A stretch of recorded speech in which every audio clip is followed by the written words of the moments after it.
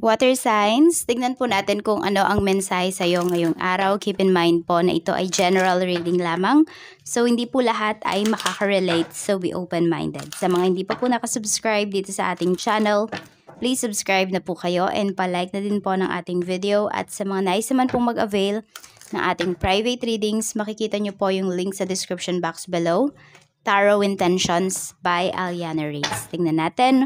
We have gifts from God. Mula po ito kay Archangel Sandalphon.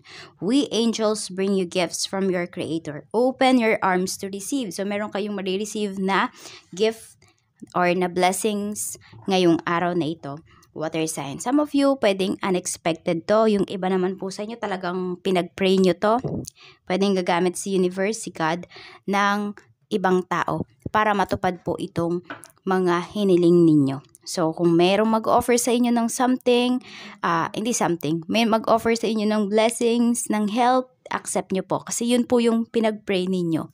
Tingnan natin, Spirit Guide. Ano po ang mensahe para sa inyo? Spirit Guide, mensahe po natin kay water signs, Cancer, Pisces, Scorpio, Sun, Moon, Rising, and Venus ngayong araw. Tingnan natin. We have assertiveness. Stand up for your beliefs and always say yes if you really want to. Ayan po. So, wag ka din namang mag-atubili din naman na tumanggi kung ikaw po ay uncomfortable doon sa mga ino-offer sa'yo. Kasi pwede, sabi ko nga may something, di ba? May nasabi akong something dito. So, yung something kasi na yon, pwede po na hindi talaga yung hiniling mo. Okay? Pwedeng temptation yan. Water signs ngayong araw. So, kung hindi nyo talaga yan gusto, pwede po kayong tumanggi. At kung hindi kayo komportable dun sa ino-offer ng tao, kasi pwedeng meron kayo ditong mga indecent proposal na ma-receive ngayong araw. So, kung labag po sa kalooban ninyo, huwag nyong tatanggapin. We have pregnancy. The birth of a child brings great blessing to you and the world. Pwedeng ito po ay anak ninyo, water signs. Baka meron dito kakapanganak lang. Meron din po dito, pwede na ito ay manugang ninyo. Or, yes, apo nyo po ito. So, pwede yung iba sa inyo. May paparating na apo. Kaya, ayan, sobrang magiging blessing yung baby na to. Actually, lahat naman ng baby blessings, diba? Pero, ewan ko, may kakaiba dito sa baby na ito na paparating sa family ninyo. So, parang sinasabi ko nung nakaraan, di ba? Pwedeng ito, kasi iba sa inyo, hindi, wala namang buntis sa family or whatsoever. So, pwede po na ito ay pets ninyo. Ayan, kung nag-aalaga po kayo ng mga aso, pusa, ibon, ano pa yung mga inaalaga ninyo. Basta something na may mga nganak dito. Pwedeng meron dito, nag-aalaga kayo ng mga exotic pets. Ayan po, basta pag nanganak sila, blessing talaga yun para sa inyo. Lalo na kung breeder yung iba sa inyo. Water signs. Tingnan natin kung ano pa po ang mensahe para sa iyo. We have your desire is within reach. Have faith as everything is working in your favor. So, pwede rin naman na meron po dito gustong mabuntis or pwedeng gusto nyo magsimula ng bagong negosyo. Ayan, so pregnancy din po kasi that doesn't mean lang naman na ito po ay pagpubuntis. Pwede po na meron kayong gustong umpisahan. Matagal nyo na itong pinaplano, pero ngayon pa lang siya mangyayari. Tignan po natin ano pa ang mensahe para sa'yo. Spirit Guide. Love message po natin for water signs. We have only time will tell. Okay, pwedeng ito ay sinasabi mo sa sarili mo or sinasabi mo sa ibang tao. Ayan. Parang may mga bagay dito, water signs, na ayaw mo nang ipagpilitan kasi feeling mo pag lalo mong pinilit yung isang bagay, lalo ka lang mahihirapan. So, parang yung iba po sa inyo, go with the flow lang kayo dito. Tingnan natin kung ano yung gustong sabihin sa'yo ng taong ito. Any message, kahit kanino man po ito galing, even sa family members ninyo, tignan po natin. Spirit Guide, message po for water signs, Cancer, Pisces, Scorpio, I'm not available. So, ito, pwedeng meron kayong mga hihinga ng tulong ngayong araw na to, water signs, pero mare-reject yung iba sa inyo. Okay, I'm not available. Pwedeng may tao kayo dito na i-reach out para magsabi ng mga problema ninyo, pero yung taong yun parang mafe-feel mo na hindi siya interested.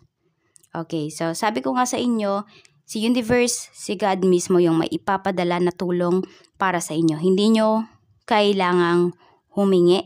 Okay, dun sa, kung meron kayong specific na tao dito na hihinga ng tulong ngayon kasi pwede po talaga na ma-reject kayo. Hindi dahil sa ayaw kang tulungan ng tao na yon. Pwede po kasi na meron din siyang mga problema na kinakaharap sa ngayon, water signs. Okay, kaya yun. Nakita ko din naman, na-feel ko din sa tao na to na magmamatigas talaga siya. Kasi kapag naging malambot siya, siya naman yung mahihirapan. Kaya ayan. Kaya ayun, sabihin niya na lang na wala. Pasensya na. So, tignan po natin, maniwala man kayo or hindi. Pero yun, paninindigan niya yung sinabi niya sa'yo. Kasi ayun, pwedeng meron nga siyang mga iba pang obligasyon. Tignan po natin pagdating naman sa trabaho. Spirit guide, pagdating naman po sa trabaho ni water signs. Kamusta naman po ngayong araw na ito? Spirit guide, kamusta po sa trabaho ni water signs? Water signs. We have unlimited possibilities. Ayan po. So, ang daming trabaho na gagawin ngayong araw na ito. Some of you naman po, kung naghahanap kayo ng trabaho, water signs, ayan po. Ang dami daw available na trabaho para sa inyo. Pwedeng yung iba lang kasi sa inyo, medyo nagiging mapili kayo dito kasi may standard kayo. Kasi syempre ang mga water signs may pride din naman. Diba? Oo, lahat naman tayo, diba? May pride tayo. So, yun po. Pwede kasi na kaya kayo din nahihirapang maghanap ng work kasi yung iba talagang nagiging mapili kayo. Diba sabi nga dito, assertiveness din naman. Ayan parang only say yes if you really want to. Pwede kasi na may mga dumarating na opportunity sa'yo na hindi mo talaga gusto. Nalabag talaga sa loob mo. Bakit mo naman tatanggapin yun? Yung iba, tinatanggap po. Kasi nagiging practical talaga. Pero marami po sa inyo, ayan sinasabihan naman kayo dito ni universe na madaming possibilities or madaming available na opportunities para sa inyo pagdating sa trabaho. Tingnan natin. We have movement into balance. Okay. So, pwede pala before madaming binibigay sa inyo na trabaho. Para bang hindi siya balance. Diba? Mas maraming binibigay na trabaho sa iyo kaysa dito sa kasamahan mo. Pwede ring baliktad. Mas maraming binibigay na trabaho dito sa co-workers mo kaysa sa'yo. Kasi pwede po yung iba sa inyo, baka pakyawan yung gawa ninyo. So, alam mo yun, mas malaki yung kinikita niya kaysa sa'yo. Pero ngayon, pwede po na nagiging patas na yan. Bakit? Kasi pwedeng nagreklamo ka. Water signs. Pwedeng nag-complain ka. Pwedeng nagsabi ka na bakit naman po ganun. In a nice way naman, syempre. Ayan. At naintindihan ka dito ng management ninyo. Tignan po natin ano pa ang mensahe para sa'yo. Spirit guide, we have grounding pagdating sa negosyo. Ayan po, pagdating sa negosyo, nabuo mo na talaga. Hindi naman hawak sa leeg. Ewan ko baka ano yung hawak sa leeg na yun. Baka yung iba sa inyo, baka mga chicken neck yung negosyo ninyo. Ayan. Sa parang ganun. Tapos, nakita ko kasi dito is na build nyo na talaga yung trust ng yung trust ninyo sa mga clients ninyo. Tiwala na talaga sila sa'yo. Water signs. So, ayan po, grounding. Malaki po yung kikitain ninyo ngayong araw na ito. I mean, basta kikita yung business ninyo. Parang hindi siya not so ordinary day. We have honoring your energy. So, pagod po kayo ngayong araw na ito. Sinasabi din sa inyo dito ni universe, kung kinakailangan ninyo magpahinga po kayo. We have naman transformation pagdating ito sa kaperahan mo. So, may pagbabago. Pwedeng it's for the better or pwedeng maging worse. Depende po yan sa mga natutunan ninyo, water signs, sa pag-handle ng finances ninyo. Ano yung uunahin, ano yung dapat paminsan lamang.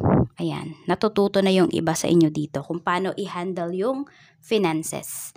Check natin, we have naman inner journey pagdating sa relationship. So, medyo naguguluhan kayo sa person mo ngayon, sa asawa mo. Hindi mo siya makausap ng maayos. Inner journey, meron siyang pinagdaraanan na pwedeng ayaw niyang sabihin sa'yo. We have feminine energy. Meron din naman dito, sobrang moody naman ngayong araw na to. We have omen. Some of you, pwede po na meron yung gut feeling ba ninyo, yung intuition ng mga babae, or meron din bang intuition ng mga lalaki? Ayan po. So, pwedeng yung person mo, yun nga ito.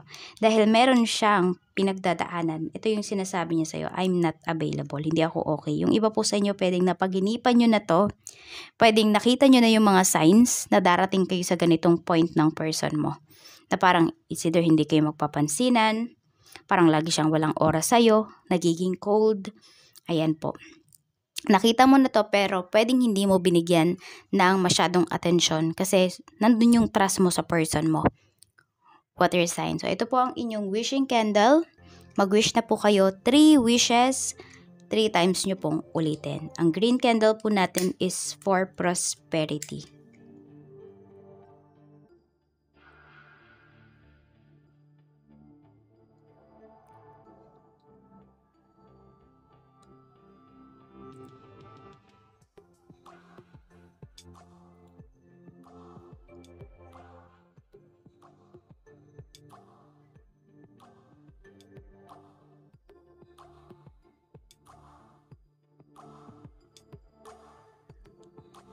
Maraming salamat po sa walang sawang pagsuporta ninyo dito sa aking channel.